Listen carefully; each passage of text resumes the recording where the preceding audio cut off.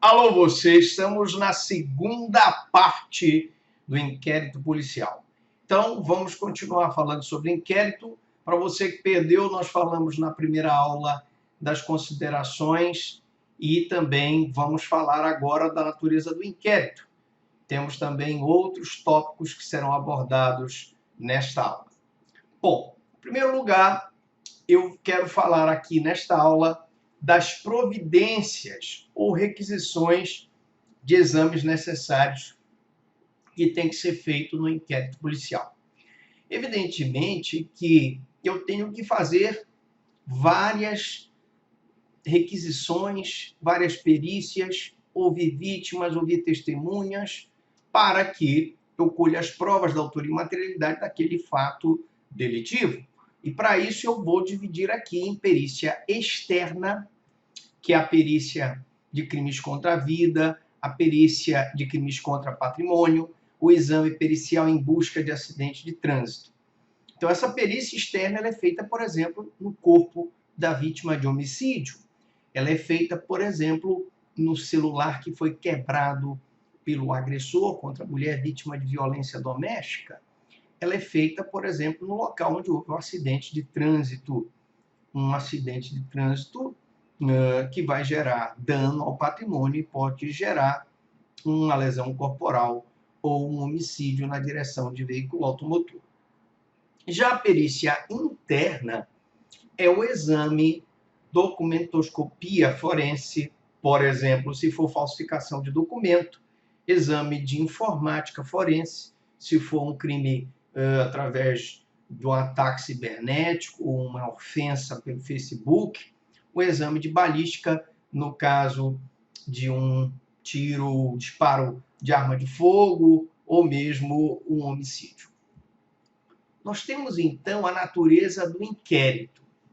O inquérito policial é uma peça meramente investigatória, escrita sigilosa, destinada a obter elementos do fato delituoso e da respectiva autoria para fundamentar a ação penal, seja ela pública, através da denúncia, seja ela privada, através da queixa.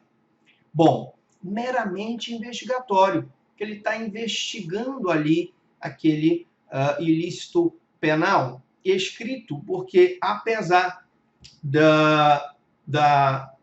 hoje da colocação desse inquérito no PJE, nos sistemas de informático que tem do Ministério Público, o SAGE, etc., ele tem que ser feito de modo escrito, não existe o inquérito oral, e ele é sigiloso porque o sigilo é necessário para a apuração dos elementos daquele fato delituoso. Então, nós precisamos fazer alguns esclarecimentos. Primeiro, é através do inquérito que se colhem os indícios necessários para o oferecimento da denúncia ou da queixa-crime. Denúncia aqui, ação penal pública, queixa aqui, ação penal privada. Existem crimes de ação penal pública e crimes de ação penal privada. Ação penal pública, por exemplo, lesão corporal, homicídio, ação penal privada, calúnia, injúria e difamação.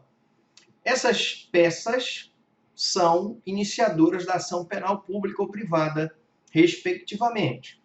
Então, nós temos aqui o procedimento administrativo, que é o inquérito destinado a apurar a infração penal. Sua autoria, quem foi que praticou aquela infração, e a materialidade que vai se substanciar num laudo pericial, seja ele interno ou externo, como nós explicamos. Nós temos aqui a fase investigatória.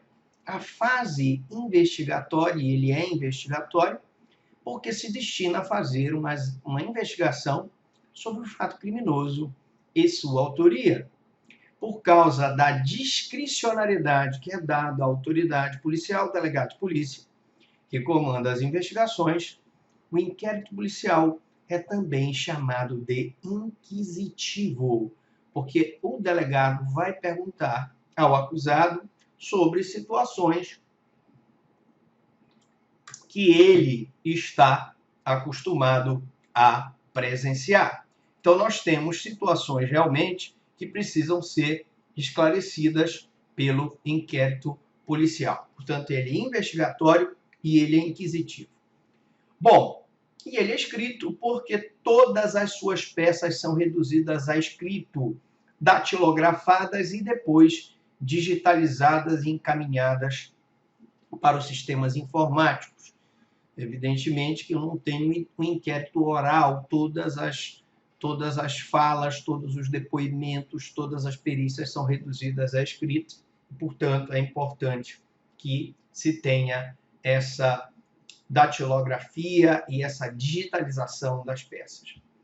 Bom, ele também é uma peça sigilosa, porque não só no interesse das investigações, mas também do acusado e da própria sociedade.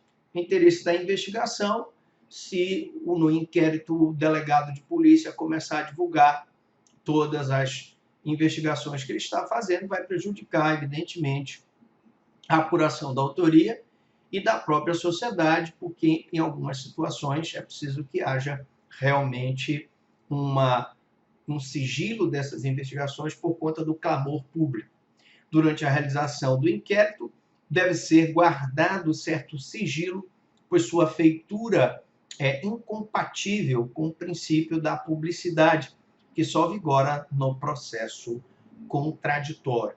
Então, aqui eu não tenho contraditório, o inquérito não é contraditório. O contraditório só vai acontecer depois que o promotor oferecer a denúncia, depois que o querelante oferecer a queixa, o juiz receber as peças e, então, no processo haverá o princípio da publicidade e, portanto, o processo será contraditório e terá direito, a parte terá direito à ampla defesa.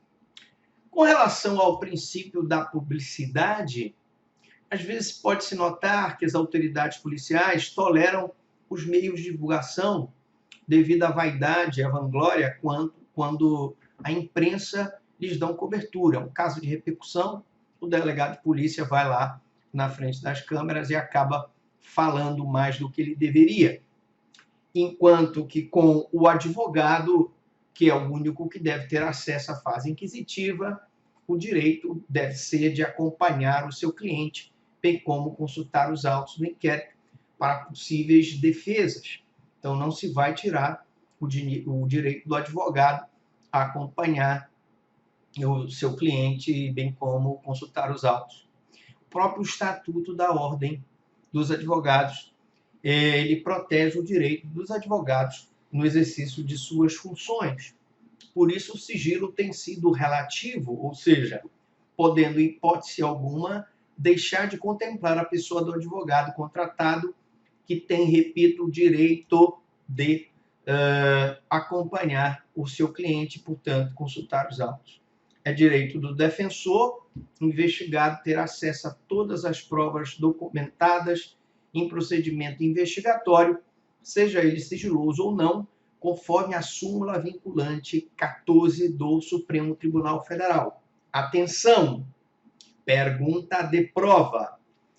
É direito do defensor, do investigado, ter acesso a todas as provas documentadas em procedimento investigatório? Sim, seja ele sigiloso ou não.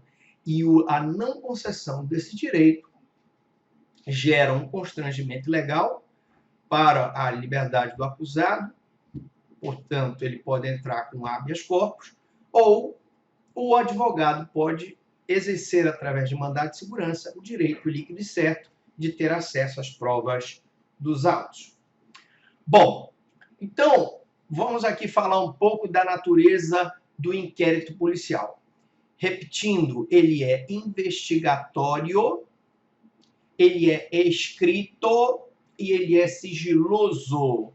Ele tem natureza investigatória, escrita e sigilosa.